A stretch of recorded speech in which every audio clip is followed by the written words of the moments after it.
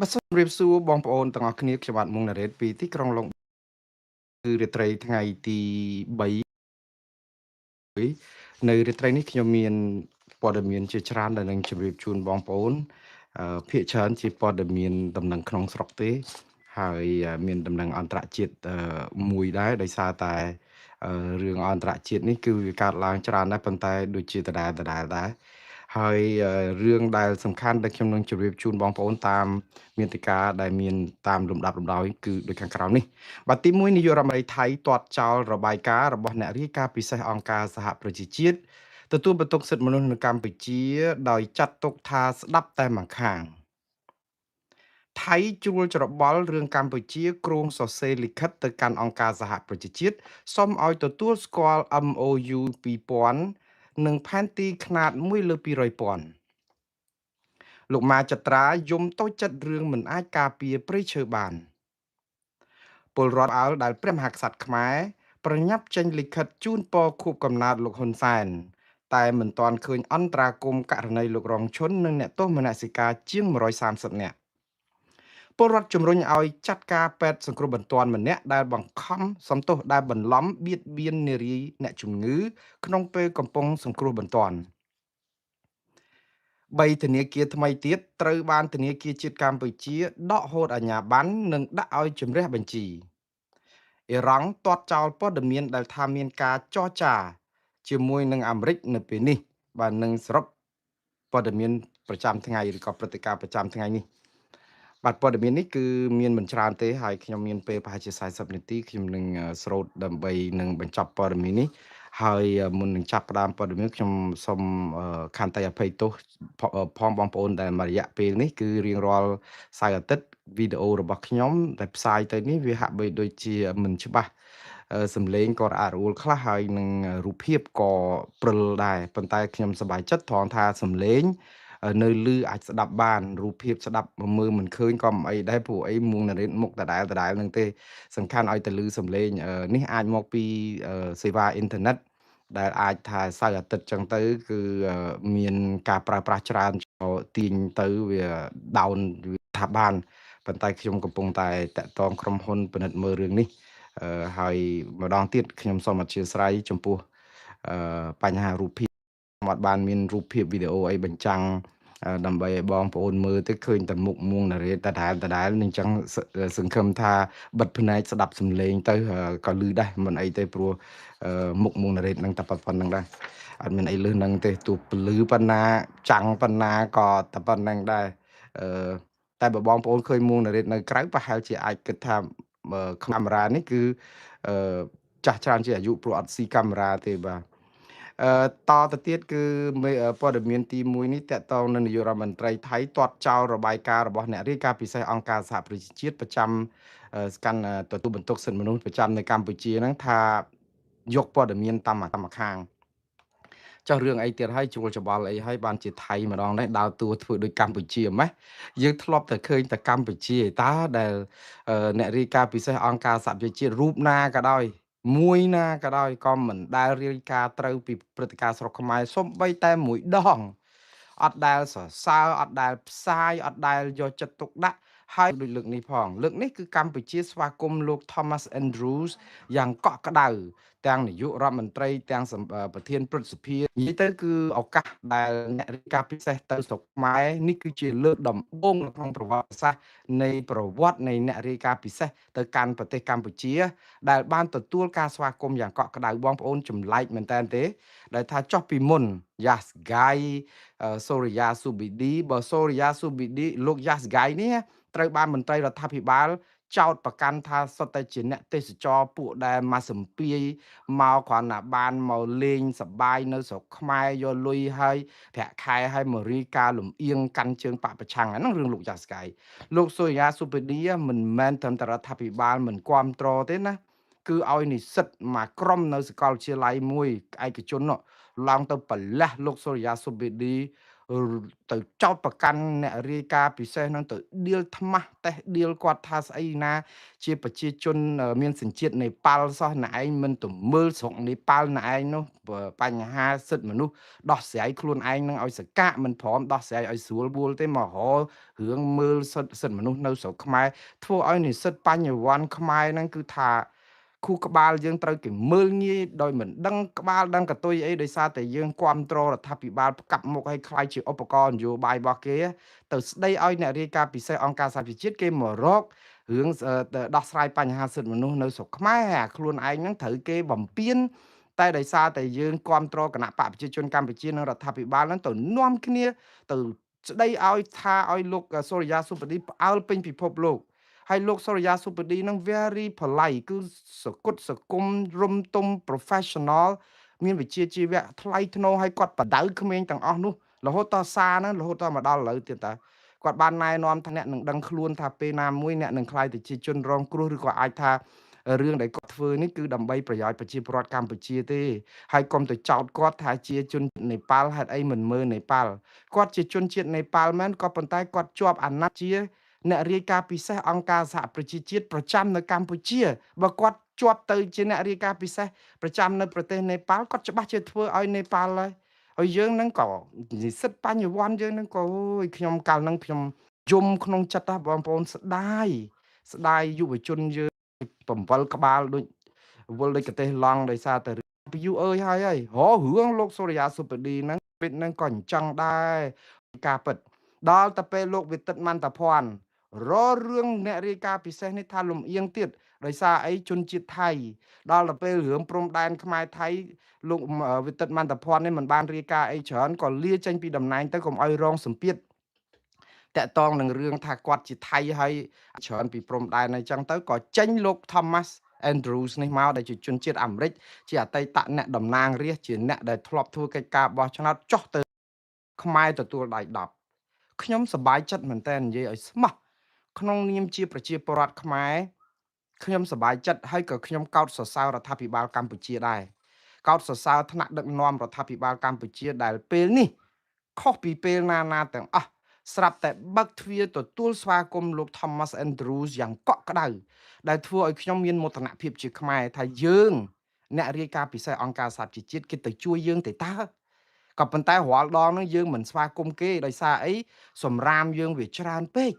ដល់តែពេលគេចោះទៅនិយាយពីសម្រាមផ្ទះយើងរករឿងគេមកជួយបោសសម្រាមយើងមកទាញអំបោសឲ្យទាត់3ជើងធាក់4ទាត់3ជើងដាល់4 5ដៃទៀតប្រាប់ថាអត់មានមកអញញ៉ៃទេសម្រាមនេះទុកនៅឲ្យស្អុយលលួយហ្នឹងឯងព្រោះខ្ញុំត្រូវការអញ្ចឹងព្រោះតែស្អាតពេកទៅវាអត់ស្រួលឲ្យកើតរោគបងប្អូន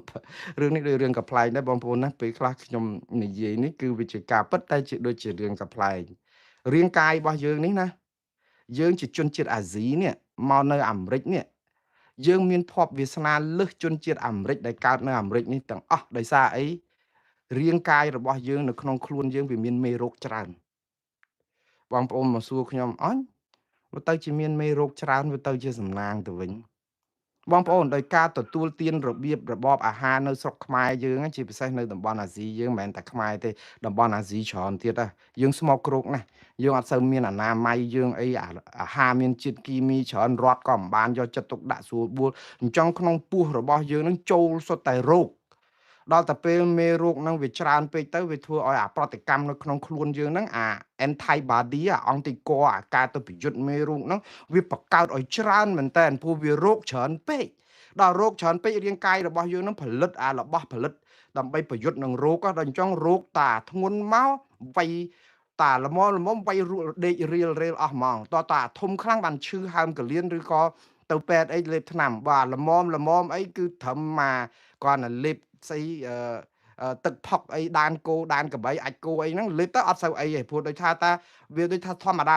តតាគីមីពុលខ្លាំងមកបានណារាងកាយយើងហ្នឹងវាទប់អត់បានទៅឈឺទៅកាត់អីទៅមហារីកអីក៏មានដល់តែពេលយើងមកដល់ស្រុកអាមេរិកនេះដោយសារតែប្រព័ន្ធសុខាភិបាលប្រព័ន្ធចំណីអាហារប្រព័ន្ធស្អីគេវាល្អពេក វា clean វាសម្អាតវាអត់មានមេរោគវាគេប្រយ័ត្នប្រយែងគ្រប់បែបយ៉ាងគេមិនអោយប្រើគីមីពុលគេមិនអោយដាក់បន្លែនេះត្រូវតែពិនិត្យត្រូវតែស្អីឲ្យគេអប់រំប្រជាពលរដ្ឋគេចាក់វ៉ាក់សាំងគេចាក់អីហើយអង្គទីករបស់មនុស្សនៅក្នុងអាមេរិកនេះភាគច្រើនខ្សោយមែនតើយើងថាខ្សោយក៏បានប៉ុន្តែវាអត់ដែលមានមេរោគច្រើនដូចយើងមកពីខ្មែរអញ្ចឹងដល់អញ្ចឹងឲ្យតែស្អីតែបន្តិចចូលតែបន្តិចងួយបងប្អូនហើយគ្រាន់តែសម្ោចខំជួនកាលនោះអាលួយហើមជើងយកទៅពេទ្យសង្គ្រោះបន្ទាន់ក៏មានដែរខ្មែរយើងកុំថាសម្ោចខំបងប្អូនខ្ទួយតិចទៀតងាប់ផែតព្រោះដាក់តាខ្ទឹមសដើរភិលនៅណាស់បើហ៊ានតែខ្ទួយតិចមិនស្រួលហ្នឹងមិនត្រឹមតែសង្គ្រោះបន្ទាន់នេះស្លាប់ហ្មងខ្សោយអាគ្រឿងកាយហ្នឹងវាអត់ស៊ាំនឹងប្រែតនៅរស់អវជ័យដូចយើងណាវាយើងវាមានភ័ព្វវាសនាអញ្ចឹងវិញហើយគេថាយើងថ្លើមយើងប្រមាត់យើងឬក៏ស្អីអង្គទីកយើងហ្នឹងពេទ្យកវីតែក្បាលគាត់ថាដូចជាខ្លាំងជាងគេត្រង់ថាយើងហ្នឹងវាស៊ាំនឹងមេរោគដែលយើងមេរោគវាច្រើនពេកដល់អញ្ចឹងទៅវាទៅជាសំណាងមួយអាចគេហៅលៀបនៅក្នុងគ្រោះអញ្ចឹងទៅវិញណាតែខ្ញុំអត់ចង់ឲ្យបានសំណាងអញ្ចឹងទេបងប្អូនខ្ញុំចង់ឲ្យរាងកាយយើងនឹងវាស្អាតអញ្ចឹងមកហើយយើងនាំគ្នាថែរក្សាខ្លួនទៅចំណីគេហៅស្រឡាញ់ខ្លួនឲ្យស្ងួនចំណីទៅអីចឹងទៅតែយើងអញ្ចឹងខ្មែរយើងក៏ដូចចឹងដែរគឺសម្រាមឲ្យពេញអាចឆ្កែពេញហ្នឹងអត់បោសទេអ្នកណាមកបោសររឿងទៀតដោយសារយើងស្វំយូរទៅដល់បោះអាចឆ្កែនឹងអស់ទៅជួនកាលថ្ងៃខ្លះដែលយើងដូចទៅវាមានអារម្មណ៍ថាដូចជាបាត់អីរសជាតិក្លិនអីមួយយ៉ាងដូចជាអត់សំណុកក្នុងខ្លួនហ្នឹងចង់តតែអាញ៉ែថ្ងៃចឹងអានេះដែលជារឿងបញ្ហារបស់យើងតែម្ដងនេះខ្ញុំសូមសរសើរលោក Thomas Andrew ទៅស្រុកខ្មែរយើងទទួលស្វាគមន៍អត់មាត់អីមកទេមកដល់ម៉ោងនេះអត់ទាន់មាត់អីនឹងលោក Thomas Andrew តាមមួយម៉ាត់ក៏អត់ដែរអត់មានសេចក្តីថ្លែងការណ៍ពីមុនណាពីមុនទាំងលោកយ៉ាសហ្គៃទាំងលោកសូរិយាសុបឌីអ្នកស្រីរ៉ូណាស្មីតវិធិតមន្តភ័ណ្ឌគ្រាន់តែចេញសេចក្តីថ្លែងការណ៍អត់ទាន់បានតែ5នាទីទេស្រោចហ្មងគឺពេញប្រទេសហ្មងនៅក្នុងស្រុកខ្មែរពីរដ្ឋាភិបាលពីអាមីអាថោងពីអីនោះគឺចាប់មកជេរបតិចផ្ដាសាឬក៏តបគ្រប់គ្នាថាលំអៀងថាអីចឹងប៉ុន្តែដល់ពេលលោក Thomas Andrew ស្រាប់តែរាយការណ៍20នាទីបកប្រែខ្ញុំបកប្រែ30នាទីសេចក្តីថ្លែងការណ៍គាត់ណារដ្ឋាភិបាលសរសើរលោក Thomas Andrew យកសេចក្តីថ្លែងការណ៍គាត់យកទៅផ្សាយពេញពិភពលោកផ្សាយតែមួយជ្រុងគត់គឺរឿងជនភៀសសឹកអាគាត់លើក15ចំណុចទៀតធីបចោលសិនព្រោះអីពងចង់វាយថៃចឹងសរសើរលោក Thomas នឹងកន្លែងហ្នឹងទៅសើញជ្រុំហើយជ្រុំទៀតជ្រុំហើយជ្រុំទៀតរឿងជនភៀសសឹករឿងរំលោភសិទ្ធិជនភៀសសឹករឿងរំលោភជនភៀសសឹករំលោភសិទ្ធិសេរីភាពជាមូលដ្ឋានច្បាប់ជាតិច្បាប់អន្តរជាតិជនភៀសសឹកព្រោះអីលោក Thomas Andrew គាត់និយាយពីរឿងវេទនារបស់ជនភៀសសឹកវាត្រូវចិត្តខ្មែរយើងមែនតើវាត្រូវម៉ាច់ហ្មងណាហើយយើងសរសើរគាត់យើងលើកគាត់ដល់កំពូលហើយពេញចិត្តនឹងផ្សាយសេចក្តីថ្លែងការណ៍ណាប៉ុន្តែនេះជាកំបិតចិត្តដងរបស់រដ្ឋាភិបាលកម្ពុជាទេណានៅពេលដែលយើងសរសើរនឹងលើកតម្លៃសេចក្តីថ្លែងការណ៍របស់គឺយើងមើលតែមួយចំណុចហ្នឹងទេក៏ប៉ុន្តែអាចចំណុចដែលយើងសរសើរហ្នឹងណាយើងអរគុណលោក Andrew ហើយយើងផ្សាយជំនួសលោក Andrew ពេញពិភពលោកហ្នឹងដើម្បីឲ្យថៃបាក់មុខហ្នឹងថៃគេចាប់ផ្ដើមលោតមកភ្លាមទាំងនាយករដ្ឋមន្ត្រីថៃទាំងក្រសួងការបរទេសថៃទាំងរដ្ឋាភិបាលថៃទាំងបន្ទប់ស្ថានភាពថៃគឺស្រោចទាំងយោធាថៃមកទាំងអស់គឺមកទប់នឹងលោក Thomas Andrews ដោយកម្ពុជាធ្លាប់ទប់អ្នករាយការណ៍ពិសេសមុនចឹងគឺចំណុចតែមួយគត់ដែលដោយកម្ពុជាធ្វើជាមួយអ្នករាយការណ៍ពិសេសពីមុនមកដែលឥឡូវយើងអត់ធ្វើគឺថៃចាត់ទុកលោក Thomas Andrews នេះថាលំអៀងផ្កាប់មុខស្ដាប់ព័ត៌មានតាមមួយខាងថៃនិយាយត្រូវខ្ញុំមិនកាន់ជើងថៃទេតែថៃនិយាយត្រូវព្រោះលោក Andrew លោក Thomas Andrew រាយការណ៍តែពីស្ថានភាពសិទ្ធិមនុស្សនៅកម្ពុជាក៏អត់បានរាយការណ៍អំពីស្ថានភាពសិទ្ធិមនុស្សនៅប្រទេសថៃទេព្រោះនៅប្រទេសថៃគេមានអ្នករាយការណ៍ពិសេសរបស់អង្គការសហប្រជាជាតិទទួលបន្ទុកផ្នែកសិទ្ធិមនុស្សនៅប្រទេសថៃដែរដូច្នេះគឺជាអាណត្តិរបស់លោក Thomas Andrew គាត់រាយការណ៍តែប្រទេសកម្ពុជាទេសំខាន់គឺម្ចាស់ផ្ទះទទួលស្គាល់គឺរដ្ឋាភិបាលកម្ពុជាទទួលស្គាល់តែដូចខ្ញុំនិយាយចឹងទទួលស្គាល់តែមួយចំណុចចាំខ្ញុំប្រាប់ថា14ចំណុចទៀតក៏អត់ទទួលស្គាល់នឹងមានអីគេណាអត់មិនមែនថាអត់ទទួលស្គាល់អត់ទាន់ហ៊ាននិយាយអញ្ចឹងថៃទាត់ចោលតែរបាយការណ៍ ហើយថៃហ្នឹងក៏អញ្ចឹងដែរគួរឲ្យអស់សំណើចណាស់ទាត់ចោលរបាយការណ៍របស់លោក Thomas Andrews តាក់ទងនឹងរឿងជនភៀសសឹកក៏ប៉ុន្តែទទួលស្គាល់របាយការណ៍លោក Thomas Andrews តាក់ទងនឹងការរំលោភសិទ្ធិមនុស្សនៅកម្ពុជាណាថៃគឺទៅ funny គួរឲ្យអស់សំណើចមែនតើយើងមើលរឿងនេះចឹងបានខ្ញុំថាបងប្អូនយើងជាប្រជាពលរដ្ឋយើងសប្បាយនឹងមើលអ្នកនយោបាយបោកប្រាស់យើងប៉ុន្តែយើងកុំល្ងងយើងចាំមើលចរិតគាត់ហើយខ្ញុំឲ្យបងប្អូនរៀនយល់អំពីចរិតពវៀនបទចទេសរបស់អ្នកនយោបាយថាគាត់បោកប្រាស់យើងប៉ុណ្ណាហើយគាត់ចេះកេងចំណេញនយោបាយតែជ្រុងណាហើយធ្វើឲ្យប្រជាពលរដ្ឋអត់បានដឹងជ្រុងណាអញ្ចឹងយើងជាប្រជាពលរដ្ឋត្រូវដឹងអាជ្រុងដែលគាត់អត់ប្រាប់ថៃនាយករដ្ឋមន្ត្រីថៃលោកនទិនច័ន្ទវរៈគុលថ្ងៃនេះគាត់ថ្លែងសារជាសាធារណៈគាត់ប្រាប់ថាលោក Thomas Andrew មិនស្គាល់ប្រវត្តិសាស្ត្រថៃទេរាយការណ៍តែខាងទេអំពីជនភៀសសឹកអត់បានស្ដាប់ភាគីថៃលើកទឹកចិត្តឲ្យលោក Thomas Andrew ទៅស្ដាប់ភាគីថៃផងក៏ប៉ុន្តែលោកអឺអនុទិនច័ន្ទវរៈគុលគាត់សំអាងថាអញ្ចេះគាត់ថាលោកថៃរាយការណ៍ពីជនភៀសសឹកដែលគិតថាថៃឈ្លានពាន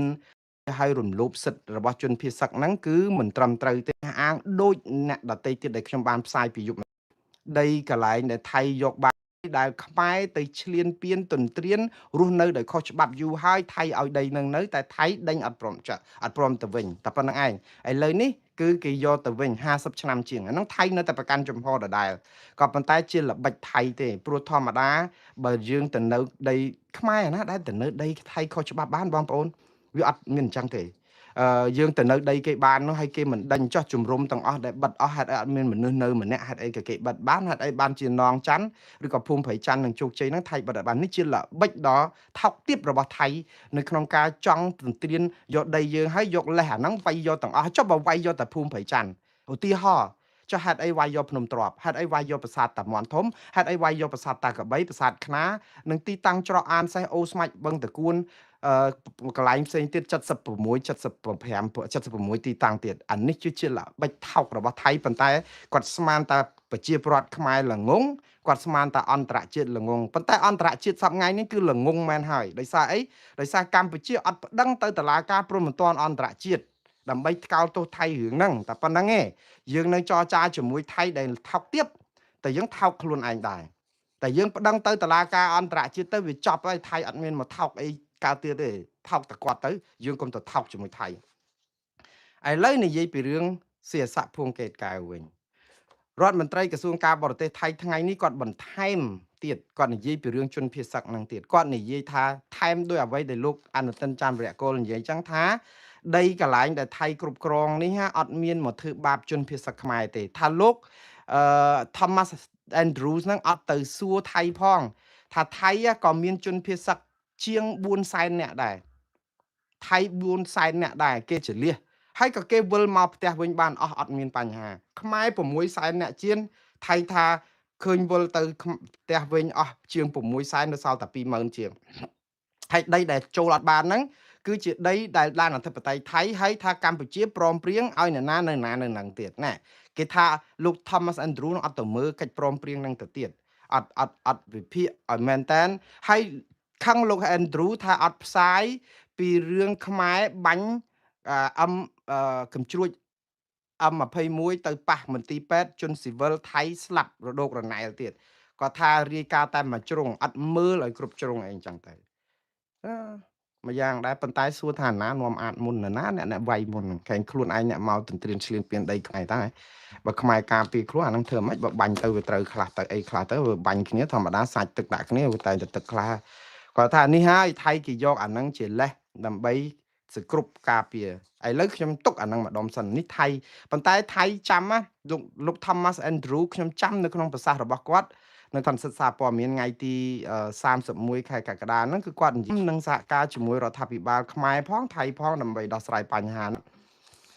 បាទឥឡូវពីរឿងថៃវិញឥឡូវកំពុងតែជ្រួលច្បល់រឿងកម្ពុជាគ្រោងសរសេរលិខិតទៅកាន់អង្គការសហប្រជាជាតិសុំទទួលស្គាល់អនុសារណៈនៃការយោគយល់គ្នា MOU 2000និងផែនទីខ្នាត1លើ200,000រឿងនេះជារឿងចម្លែកមែនតើថ្ងៃនេះលោកអនុទិនច័ន្ទវរៈគុលថ្លែងប្រាប់អ្នកសារព័ត៌មានថាថៃកំពុងតែទប់ទល់ដោះស្រាយរឿងខ្មែរកំពុងតែចង់សរសេរលិខិតទៅកាន់អង្គការសហប្រជាជាតិឲ្យទទួលស្គាល់អនុសារណៈនៃការយោគយល់គ្នាឆ្នាំ2000 ដែលនិយាយពីការវាស់វែងព្រំដែនសីមាដែនគោកដែលប្រើផែនទីខ្នាតលើ1-200,000ដែលថាខ្មែរគ្រោងនឹងដាក់ទៅថ្ងៃ7 ខែសីហាឆ្នាំ2026នេះខ្ញុំរកព័ត៌មាននៅក្នុងស្រុកមិនឃើញទេបើបងប្អូនណាបានឃើញព័ត៌មានខ្មែរគ្រោងនឹងដាក់លិខិតទៅអង្គការសហចង់ឲ្យអង្គការសហជីវជាតិទទួលស្គាល់ MOU ឆ្នាំ2000ហ្នឹង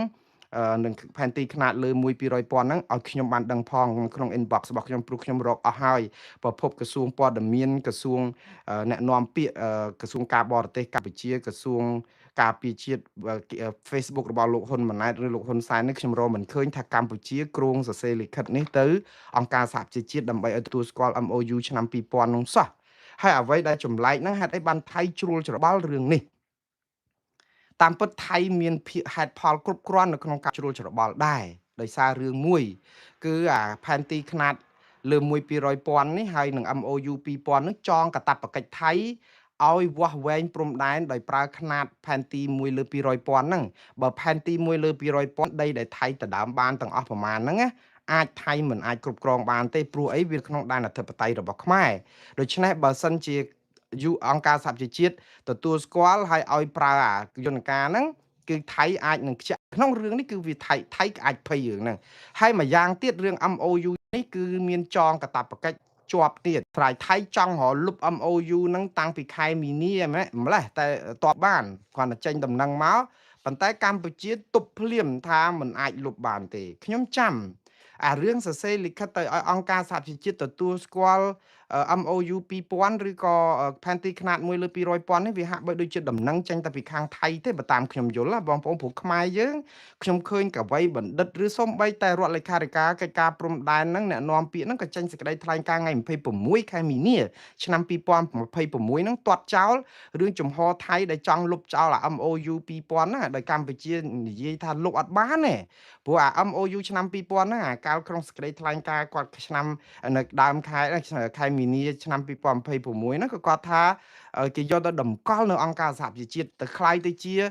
លិខិតតុបករសន្ធិសញ្ញាទៅហើយបើជាលិខិតតុបករសន្ធិសញ្ញាអង្គការសហប្រជាជាតិហើយគឺគេទទួលស្គាល់មិនអាចលុបដោយឯកតោភាគីបានទេវាទាល់តែភាគីកម្ពុជាព្រមអីអញ្ចឹងខុសពីអា MOU UNCLOS ព្រំដែនសមុទ្រនោះដែលថាអា2001នោះដែលថៃអាចលុបបានឯណានោះអាហ្នឹងរឿងនេះប៉ុន្តែអារឿងព្រំដែនគោកនេះកម្ពុជានៅតែប្រកាន់ជំហរថាយកតម្កល់នៅអង្គការសហជីវជាតិដូចទៅហើយដូច្នេះអត់អាចលុបបានទេម្នាក់ឯងតតែកម្ពុជាព្រមលុបអញ្ចឹងថៃទៅម្នាក់ឯងទៅមិនរួចចាស់ហេតុអីបានជាចេញដំណឹងថាកម្ពុជាគ្រោងសរសេរលិខិតទៅអង្គការសហជីវជាតិថ្ងៃ7ខែសីហាសូមឲ្យទទួលស្គាល់អីទៀតបើយើងថាតម្កល់រួចទៅហើយរឿងនេះគឺជារឿងដែលខ្ញុំនឹងតាមដានស្រាវជ្រាវទៀតបងប្អូនគាត់ថាបើសិនជាសរសេរលិខិតទៅអង្គការសហប្រជាជាតិក៏អត់ខកពេលដែរព្រោះអីឲ្យអង្គការសហប្រជាជាតិរំលឹកអង្គការសហប្រជាជាតិឲ្យជួយចងចាំអាការដែលផែនទីហ្នឹងគឺតម្កល់នៅនឹងផងហើយថៃត្រូវជាប់កាតព្វកិច្ចដោះស្រាយរឿងផែនទីខ្នាត1/200,000អីចឹងទៅអាហ្នឹងបើសិនជាធ្វើក៏មិនខុសដែរប៉ុន្តែធ្វើទៅអីបើយើងមានទៅហើយប៉ុន្តែចំណុចសំខាន់ខ្ញុំចេះតែឆ្ងល់ចេះចុះទៅរវល់រឿងអង្គការសហជីវជាតិនឹងសរសេរលិខិតសរសេរអីទៀតឧបមាថាបើលិខិតហ្នឹងត្រូវសរសេរដូចថៃថាអញ្ចឹងចុះហើយចុះកម្ពុជានឹងរវល់សរសេរលិខិតទៅអង្គការសហជីវជាតិបានប្រយោជន៍អីទៀតព្រោះអីតឡាការយុទ្ធធរអន្តរជាតិ ICJ គេទទួលស្គាល់ផែនទីខ្នាត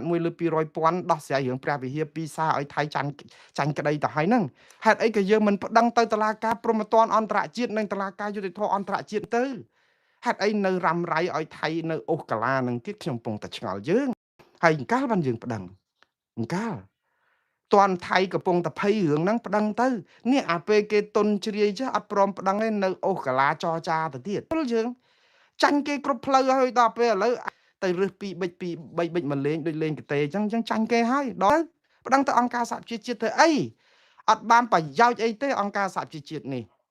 ព្រោះបើដោះស្រាយបានដោះស្រាយរឿងអ៊ីរ៉ង់ហើយនឹងរុស្ស៊ីហើយនឹងអាមេរិកឬក៏អ៊ុយក្រែននិងរុស្ស៊ីបានហើយអត់មានទេអ៊ីស្រាអែលប៉ាឡេស្ទីនឆេះហុយតកូលអត់បានប្រយោជន៍ទេគ្រាន់តែឲ្យដើម្បីរុនឲ្យតែស្អំចិត្តខ្មែរទេតាមពិតបើប្តឹងទៅអង្គការសហជីវជាតិកម្រិតអង្គការគឺយន្តការតុលាការព្រហ្មទណ្ឌអន្តរជាតិនិងតុលាការយុត្តិធម៌អន្តរជាតិនេះទៅវិញតាមិននៅអូកាឡាដល់ណាទៀតបាទឥឡូវខ្ញុំស្លេះប៉ុណ្ណឹងសិនណាបងប្អូនគាត់នៅវល់ដូចគ្នា ចូលដល់រឿងបរិស្ថានវិញលោកម៉ាចត្រាយំតូចចិត្តរឿងមិនអាចការពារព្រៃឈើបានខ្ញុំអាសូរលោកម៉ាចត្រាខ្លោចចិត្តណាបងប្អូនលោកម៉ាចត្រានេះគឺជាយុវជនដ៏ក្លាហានម្នាក់នៅស្រុកខ្មែរដែលតស៊ូការពារព្រៃឡង់ការពារព្រៃឈើស្រុកខ្មែរសម្បើមណាស់ហើយរកតគុកទេពួកគេបងប្អូនពួកអីអ្នកការពារព្រៃឈើលោកឈុតវុធីគឺជាប់គុក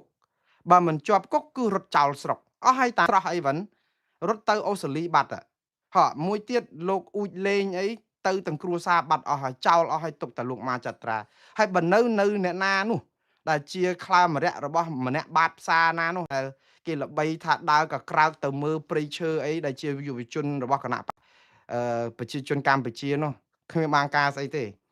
ទៅអែបអបឡែបឡប់ទៅសើទៅព្រៃឈើនឹងគោះតាស៊ីក្លូម៉ូតូដឹកឡានទូចមួយទៅអាគេកាប់ព្រៃឈើអស់គ្មានបានទៅធ្វើស្អីទេអញ្ចឹងទៅឲ្យតែអង្គើតែលោកម៉ាចត្រាក៏ធ្វើមែនតែនបថុយគ្រោះថ្នាក់បថុយជីវិតបថុយអីទៅកាក់ឡានដឹកឈើទាំងយប់នៅតំបន់ព្រៃឡង់ឈើ280ឲ្យឡានទម្លាក់មន្ត្រីបរិស្ថានមកកាល់តេប្រាប់គេដំបងថាគេរវល់ដល់មកឃើញថតផ្សាយទៅឃើញឈើប្រហែល50ប្រទេសអាតម្លាក់200ជាងបាត់ប្រមាណប្រទេសអត់តាន់ទៅដល់តែពេលឥឡូវគេក៏ហៅគាត់ឲ្យចូលទៅបំភ្លឺអត់ទៅក៏ហៅអាពួកដឹកឈើហ្នឹងឯងទៅក៏ហៅគ្នាអ្នករាយការណ៍ពីដឹកឈើហៅលោកមកចត្រាក្រសួងអត់ហៅផ្ទាល់មាត់ទេទៅឲ្យមេធាវីសរសេរលិខិតហៅលោកម៉ាចត្រាដែលអូយខ្មែរយើងគឺថាធ្វើនោះគឺថាយើងនឹងត្រូវនីតិវិធីត្រូវច្បាប់អីមែនតើឥឡូវមកលោកម៉ាចត្រាចូលទៅបំភ្លឺក្រសួងបរិស្ថានចេញមកវិញយំហ៊ូគាត់ថាហេតុអីបានជាយើងជាប្រជាពលរដ្ឋខ្មែរយើងការគ្រាន់តែសិទ្ធិការពារព្រៃឈើយើងមិនមានឬក៏ការពារមិនបានហេតុអីយើងធ្វើមិនបានព្រៃឈើគាត់ថាទាហាននៅជួរមុខគ្នាកាន់អាវុធដើម្បីការពារជាតិសុខចិត្តស្លាប់ពលីដើម្បីជាតិមាតុភូមិព្រៃឈើកាប់អស់រកតែកន្លែងទាហានជ្រកក៏អត់បានដែរហើយតទៅពេលយើងចាញ់ការពារឬក៏យើងការពារគឺមានបញ្ហាតែណាស់ហើយបងប្អូនរឿងព្រៃឈើនេះគឺវាជារឿងសឡកពឹសអាមេរិកអីក៏ដាក់ទណ្ឌកម្មលោកទ្រីភាពអីហ្នឹងអស់ព្រៃអស់អីហ្នឹងគេដឹងរឿងគេសរសេររបាយការណ៍ Global Witness របាយការណ៍រហូតតតែជនជាតិអង់គ្លេសម្នាក់ដែលធ្វើការនៅក្នុងផ្នែកព្រៃឈើហ្នឹងដាក់ក្នុងបញ្ជីខ្មៅអត់ឲ្យចូលលោក Alejandro Gonzalez ដែលជាជនជាតិអេស្ប៉ាញដែលស្រឡាញ់ខ្មែរស្ទើរលេបដាក់ក្នុងបញ្ជីខ្មៅអត់ឲ្យចូលស្រុកខ្មែរដែលនិយាយរិះគន់ពីបញ្ហាបរិស្ថានព្រៃឈើគឺអត់ឲ្យចូលស្រុកខ្មែរអ្នកឯងបរទេសមិនបរទេសខ្មែររត់ចោលស្រុកអស់អ្នកតស៊ូព្រៃឈើនៅតែលោកម៉ាចត្រានិងគ្នាគាត់ប្រមាណអ្នកនឹងទៀតទេព្រោះលោកអ៊ូចលេងនិងលោកហេងស្រស់រត់ចោលអស់ហើយហើយអញ្ចឹងទៅនៅសល់តែគាត់យំគាត់ថាទៅជួបគេដែរគេហៅទៅជួបគេល្អោកល្អឿនដែរគាត់និយាយគេថាគេល្អោកល្អឿនទេគេនិយាយហ្នឹងមិនមែនទៅសួរចម្លើយចម្រិតអីទេគាត់សួររកកិច្ចសហការគ្នា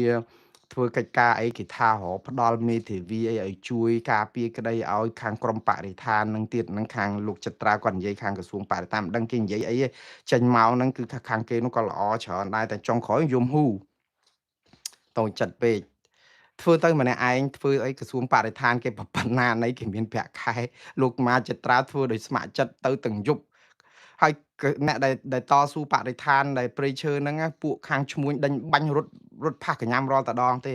ព្រោះយើងវាគ្មានកភ្លើងវាគ្មានសមត្ថកិច្ចវាគ្មានកតុំរុយអីដូចលោកហ៊ុនសែនថាបជាកតុំរុយឲ្យទៅការពារ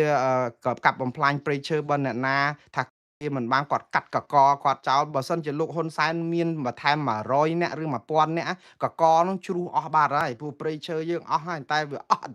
គាត់ថាអញ្ចឹងទៅព្រៃឈើនៅតែរិចរិលអស់តែព្រៃឈើតដែលតាំងពីនិយាយមកព្រៃក៏កាន់តែហើយអញ្ចឹងទៀតទៅហើយអ្នករាយការណ៍ក៏រាយការណ៍បាត់ព្រៃអីបាត់អីអញ្ចឹងក៏តែធម្ម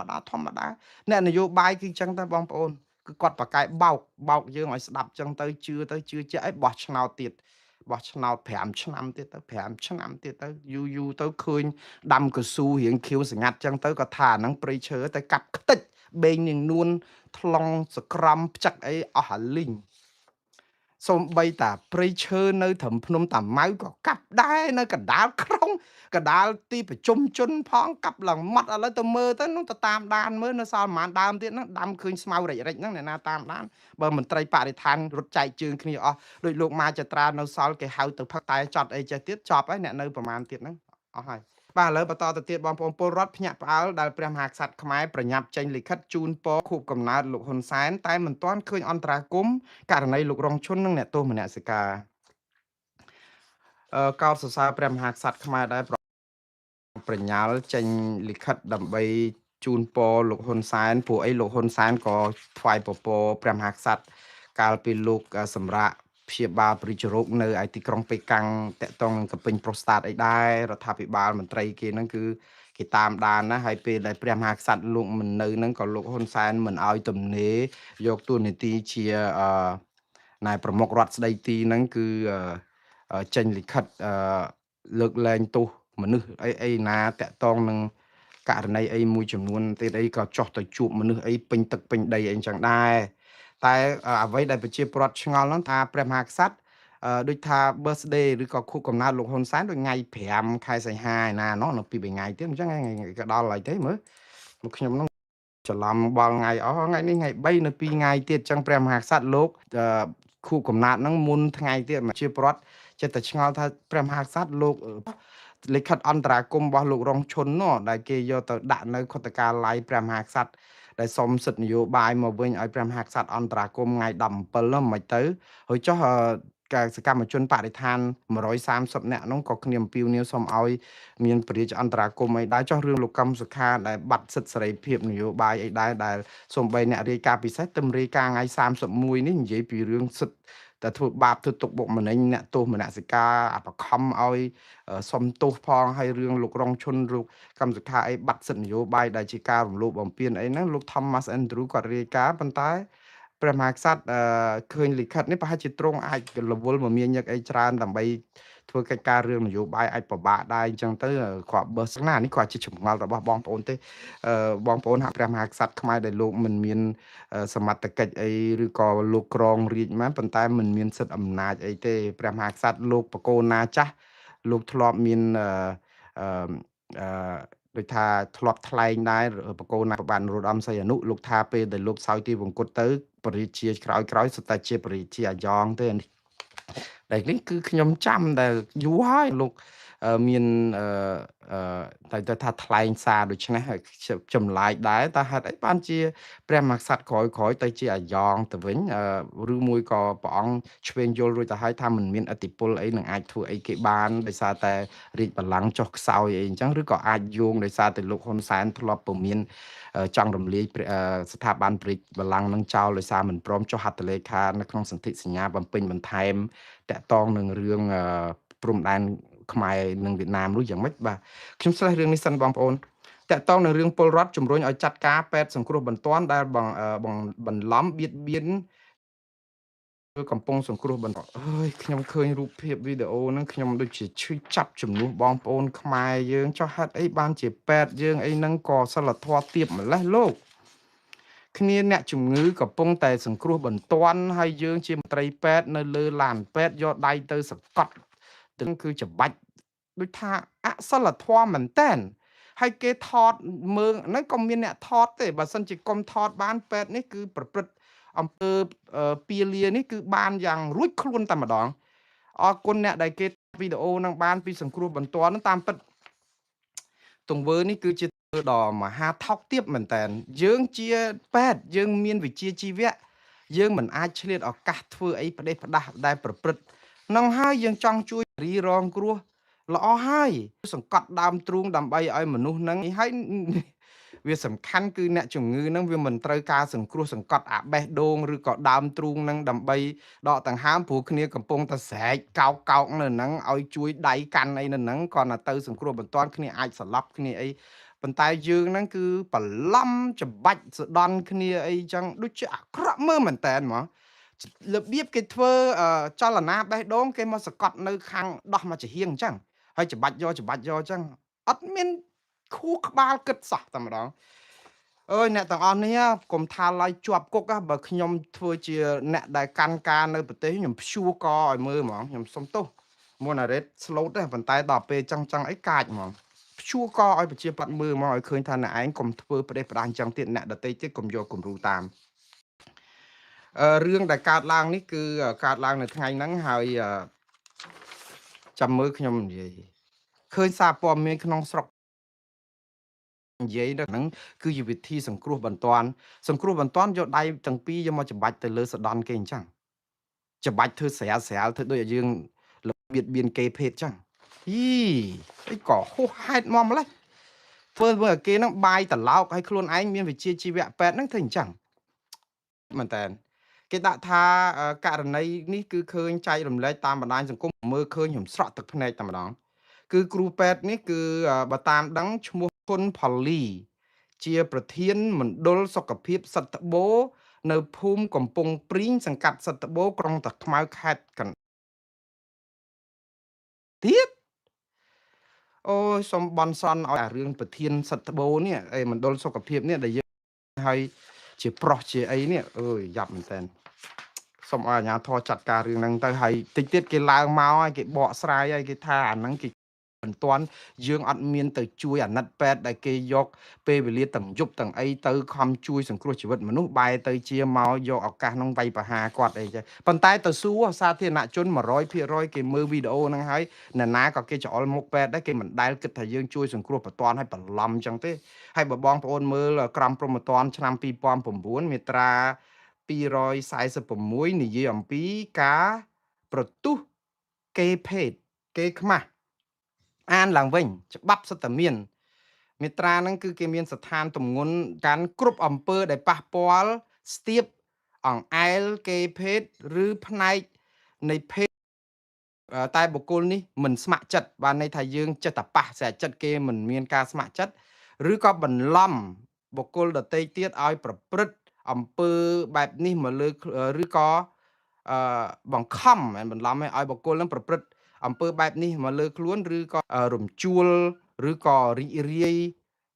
ដល់បងផ្លូវភេទរបស់ជនល្មើសគឺជាអំពើប្រទុះគេភេទអំពើនេះគឺត្រូវផ្ដន្ទាទោសដាក់ពន្ធនាគារពី1ឆ្នាំទៅ3ឆ្នាំពិន័យជាប្រាក់2លានរៀលទៅ6លានរៀលកុំដាក់ប៉ុណ្ណឹងអីហើយបើជាប់ទោសហ្នឹងគឺព្យួរកតែម្ដងទៅឲ្យខ្ញុំស្លេះប៉ុណ្ណឹងខ្ញុំវាធម្មចិត្តនឹងអំពើអសិលធម៌អគុណធម៌ចុះហេតុអីក៏សិលធម៌ខ្មែរយើងក៏ទៀបម្លេះខ្ញុំពងតែឆ្ងល់បើថាជេរបតិចគ្នាហ្នឹងគឺដូចថាយើងទៅរៀនធម្មតាដូចថាបាយហូបរាល់ថ្ងៃចឹងហ្មងអត់មានចេះអៀនខ្មាស់ទេពួកអ្នកអូបាតផ្សារអ្នកខ្លះមកคลายទៅជាអ្នកសារព័ត៌មានអីសុទ្ធតែអ្នករាយការណ៍អំពីជននេះមន្ត្រីនេះប្រព្រឹត្តអំពើនេះប៉ុន្តែនិយាយពីបាតផ្សារអូហ្នឹងរបៀបដោះស្រាយបញ្ហាស្រុកទេគេយកពួកក្រុមអូបាតផ្សារជេរបតិចគ្នាហែកហួរគ្នាដូចស្រាតសពុតចឹងហើយយកមកចាត់ការដោះស្រាយ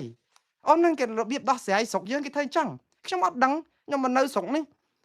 10ឆ្នាំជាងហើយខ្ញុំអត់ដែលឃើញគេធ្វើផ្ដេសផ្ដាស់ដូចស្រុកខ្មែរអញ្ចឹងខ្ញុំធ្លាប់គិតថា20 30 40ឆ្នាំមកយើងគួរតែប្រសើរឥឡូវយើងធ្លាក់នៅរស់អវជ័យហ្មងហើយទៅតាមគ្នាទៅគ្រប់ត្រអាបកុលពីលបាតផ្សារហ្នឹងទៅឡើងទៅស្ដីឲ្យមន្ត្រីណាហ្នឹងគេយកបកអាក្រាតហ្នឹងគេចាប់ដោះស្រាយទីគឺរបៀបគោះយកលុយរបៀបនេះគឺថោកទាបបំផុតទី1គឺគោះគេយកលុយទី2អត់ដោះស្រាយបញ្ហាទេគឺយើងធ្វើឲ្យអសិលធម៌នៅក្នុងសង្គមធ្វើឲ្យមានគំនុំគុំគួនហើយអាងខ្សែអាងខ្នងអាងរបៀបដោះ MMO ណាមួយមកនិយាយផ្សាយបកអាក្រាតអ្នកណាមួយឲ្យជេរបចោគ្នាគម្រាមគ្នាចោះឡើងហើយស្រាប់ទៅចាប់ការបើត្រូវគ្នាស្ងាត់បាត់អស់ដោយរឿងប៉ូលីសនៅ PM នៅស្រុកណានោះស្ងាត់បាត់ឈឹងហើយបើអត់ត្រូវគ្នាទៅនៅឆ្លោះគ្នាហ្នឹងគោះលុយគោះអីចោះឡើងអូនឹងជារបៀបដោះស្រាយហើយយើងមើលអត់ឃើញអញ្ចឹងហើយនៅគ្រប់ត្រទៀតសុទ្ធតែវីរៈបរោះអ្នកព័ត៌មានបាតផ្សារបរោះខ្មែរយើងហេតុអីបានជាយើងយល់លិមួកថាផ្កាបន្លាស្បៃបែបនេះអត់យល់ទេសូមឲ្យបងប្អូននៅដោះស្រាយមើលរឿងនឹងឡើងវិញបងប្អូនកុំទៅតាមគ្នាណាអឺតកតងនឹងរឿង3ធនាគារទៀតហើយបិទទ្វារត្រូវបានធនាគារជាតិបិទទ្វារបិទអស់ហើយអត់នៅទេជាធនាគារពាណិជ្ជកម្ពុជាប្រកាសសេចក្តីថ្លែងការណ៍របស់គាត់ថ្ងៃ3សីហានេះគឺមានទី1ធនាគារ CCU ទី2គឺធនាគារ Heng Feng ហេងស្អីគេទេអានដាច់ទេសើឈ្មោះចិននិងធនាគារ X ធនាគារទាំង3នេះត្រូវបានធនាគារកណ្ដាលគឺធនាគារធនដាក់ឲ្យ ជំរះបញ្ជីបានន័យថាខ្សែធនហើយដូច្នេះអតិថិជននឹងមានវាសនាមិនដូចមិនខុសពីធនាគារ Hoi One Pay ហើយនិងធនាគារ APD និងធនាគារមួយទៀតដែល Prince អីណានោះអស់ប៉ុន្មានហើយបងប្អូន3ទៀត6ដែលទេនៅក្នុងរយៈពេលមិនដល់1ឆ្នាំផងគេបិទធនាគារនៅអស់6រឿងនេះគឺជារឿងវិបត្តិធ្ងន់ណាស់តកតនៅវិស័យហិរញ្ញវត្ថុនៅកម្ពុជាវិស័យនៃសេចក្តីទុកចិត្តទៅលើប្រព័ន្ធហិរញ្ញវត្ថុហើយជនរងគ្រោះនិងរងគ្រោះខ្លោចផ្សាហើយមិនដឹងថាធនាគារកណ្ដាលនេះនឹងមានលុយមកពីណាដើម្បីនឹងជួយព្រោះអីធនាគារ Prince នោះជួយគ្នាអត់បានHoi One Pay ហ្នឹងក៏ឃើញថាបាតកម្មនៅមុខទូតចិនហ្នឹងគឺអូយចាប់អ្នកនេះវាយបែកក្បាលបែកក្បូងទៀតគ្នាជាជនរងគ្រោះនៃអង្គើដាក់លុយអត់បានលុយអស់លុយហើយទៅតវ៉ាត្រូវគេវាយបែកក្បាលទៀតអា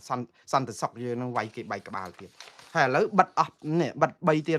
តើយ៉ាងម៉េចទៅវិញរឿងនេះបងប្អូនខ្ញុំអាសូរបងប្អូនយើងដែរតែយើងវាមិនដឹងមិនទៅឥឡូវរឿងវាទឹកបាក់ទំនប់អញ្ចឹងណាជូនពរឲ្យរឿងនេះដោះស្រាយបានឆាប់ទៅឲ្យបងប្អូនទាំងអស់គ្នាលោកបានជាពិសេសជនរងគ្រោះជាអតិថិជននៅធនាគារនេះគ្នាបានលុយបានអីកំពុងចម្ពាក់មីក្រូហិរញ្ញវត្ថុអីផ្សេងទៀតគ្នារកដោយញើសឈាមភាកច្រើនហើយតែចឹងទៅក៏ក្តៅកាហាយខ្លោចផ្សាហើយវាជារូបភាពអាក្រក់ណាស់ពិភពលោកនឹងមើលមកកម្ពុជាថាស្ថានភាពហិរញ្ញវត្ថុយើងក៏លំបាកអញ្ចឹងអាវិនិយោគទុនវិនិយោគកិនអីហ្នឹងក៏គ្នាខ្លាចល្អអត់ទៅខ្មែរវាប៉ះពាល់ដល់សេដ្ឋកិច្ចដល់ជីវភាពរស់នៅប្រជាពលរដ្ឋរឿងទាំងអស់នេះបើតាមខ្ញុំមើលខ្ញុំមិនទាន់ហ៊ានចោតប្រកាន់ទេរឿងទាំងអស់នេះភាគច្រើនជាផលវិបាកនៃរបៀបដឹកនាំរដ្ឋយើងដែលបណ្ដោយឲ្យអាមុខរបរឆបោកអនឡាញនេះវាក៏ក្រើករលួយដល់ជំងឺមហារីកឥឡូវនេះដល់ពេលដុតហើយតាយកទៅប្រឆាយនេះកាលព្យាបាលតិចតិចយើងអត់ព្យាបាលទេវាយថ្នាំអីពីដំណាក់កាលដំបូងគេឲ្យហូបតមគេឲ្យហាត់ប្រាណឲ្យទៅកុំទទួលទានសូរ៉ាអីយើងអត់ទេយើងផឹកហើយមួយថ្ងៃលេចថ្លើមគឺយើងមិនជឿថាវានឹងមានរឿងហ្នឹងកើតឡើងព្រោះអីវាសុបាយដល់ពេលឥឡូវរឿងហ្នឹងកើតឡើងគឺយើងកើតជាជំងឺមហារីកក៏យើងកាត់ជាងអីទៅយើងមានទៅអីដោះស្រាយរួចបងប្អូនបើមិន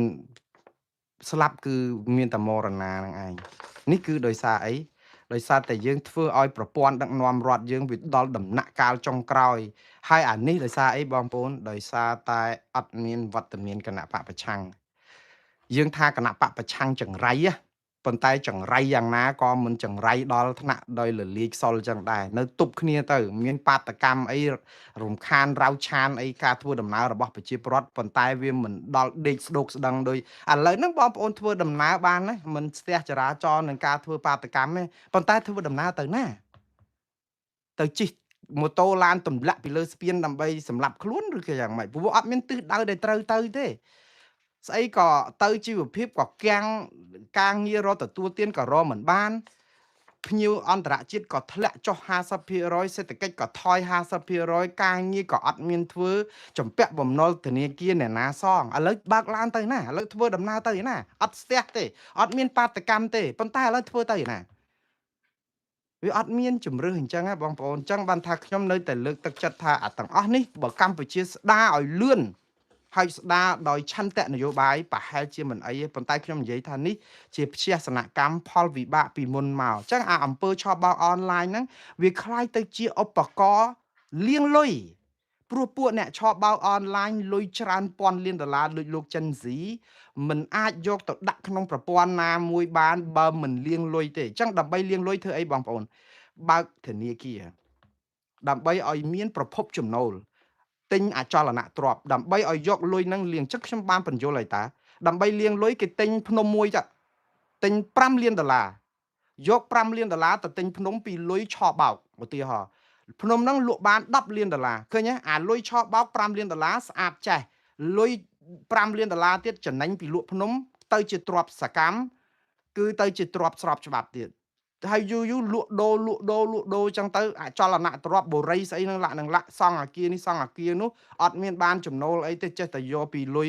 ដើម្បីឲ្យមានខ្ទង់ចូលមកចឹងคล้ายទៅជាលុយស្របច្បាប់អស់ដល់ពេលស្របច្បាប់ចុះឡើង